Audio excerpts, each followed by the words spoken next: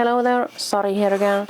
I thought I'd try to make two projects with this Martha Stewart board. I'm going to make a gatefold card, A2 size, and also an envelope to go with it. And this package actually comes with a leaflet or just a sheet of paper like this, and it gives you quite good guidelines to how to make these things. And I thought I'd just try to see if they work. Actually, yeah. So let's get started. The board differs in some aspects from the regular score pal. It's got a lid here, and in it you can actually store your bone folder. You also got some numbers and guidelines there for how to make different kinds of card folds or just some box folds. And it's quite handy actually to just keep this bone folder in here, otherwise it has a tendency to just slip away. And another thing which I actually find quite good is that it doesn't have an edge to this side, which makes it easier for me to actually work with bigger papers and actually extend the measurements there. And there's another advantage with this one. There's a triangle down here. It's easily stored underneath, and if I turn this around, it has even got some kind of it shows you in which way you should put this, and also here you can see where you're going to put it and in which direction. So it's very easy, and you just pull it out like that, nothing fancy. And as you can see, there's a raised edge there, so this actually makes it easier for me to just put this like so it sticks there. It doesn't glide to the side. Oh, it does actually, but if you're not moving this board up and down, it's going to stick there. And well, I'm going to wait with this one just a little bit. Let's just keep it outside. Let's start with the card. And where did I put that one? Yeah, let's see what the guidelines say. To make an envelope, a gatefold card, a A2 gatefold card, you need a piece of paper that actually measures 8.5 inches by 5.5, and then you're going to score it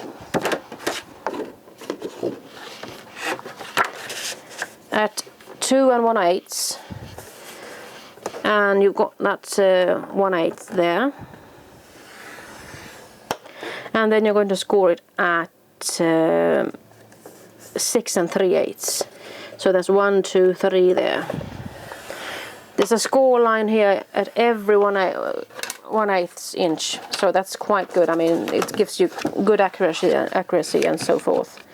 So in order to just get those crisps really clean, I'm just going to use this bone folder. Well, I can see now that it doesn't actually close completely. There's somewhat, it's a little bit of an opening there, but it could be my paper cutter as well, so perhaps it's not this one. So there's your card, and in order to make an envelope to go with it, you need a piece of paper that measures 8.5 by 8.5 inches. And I have cut it already, and this is now you actually need this triangle here. You just shove it up there, and then you're going to put your paper like so, line it up with that envelope maker, and make sure that the points meet. I'm going to try to make this one stay in its place. So you make those pointy parts meet. I hope you can see that up there. So I'm putting it down again. So the scores for this one are, yeah, I'm just going to show this one once again.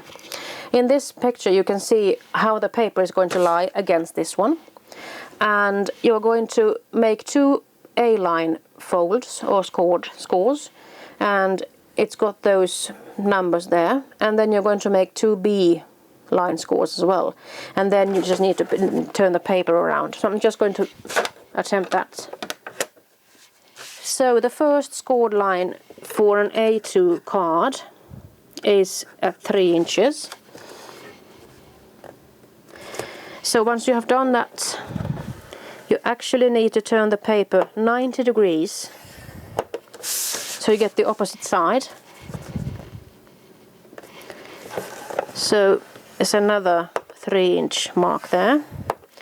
And then for your B lines, you're going to go, and you're following this A2, and you're going with the 3 5/8. 3 5/8, so that's 1, 2, 3, 4, 5. And then you just flip it 90 degrees again. So 3 5/8, 1, 2, 3, 4, 5. And just to make sure that those creases are sharp, I'm going to press them down with this bone folder.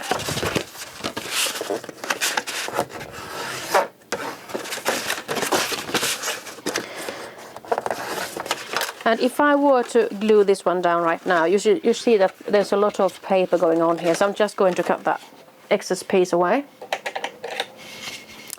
And my recommendation is that you actually cut on the outer sides of that triangle. That makes it so much nicer looking when you're going to close this envelope down.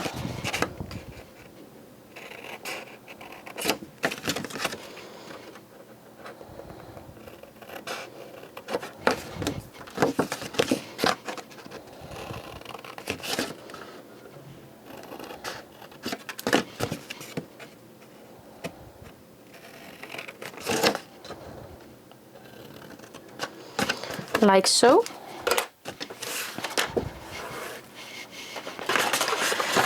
And as you can see, it's going to be a horizontal envelope. Just put these side panels inwards and that one on the outer part. And now you can see it just folds so beautifully.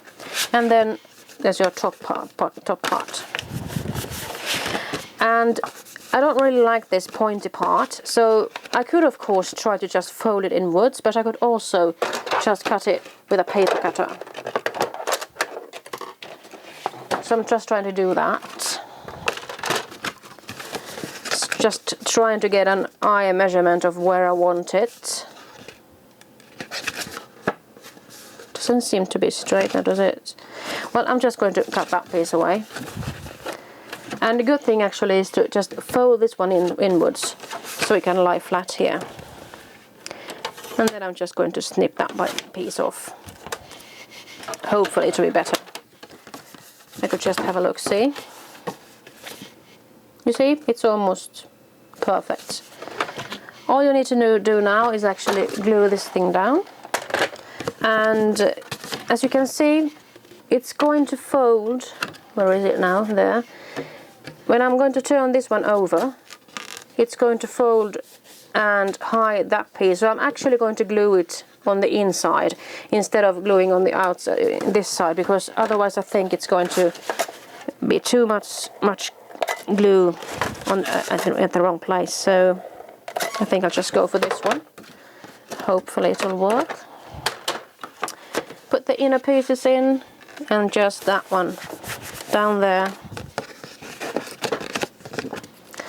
And then you're ready to set go with your envelope, and let's see if it works.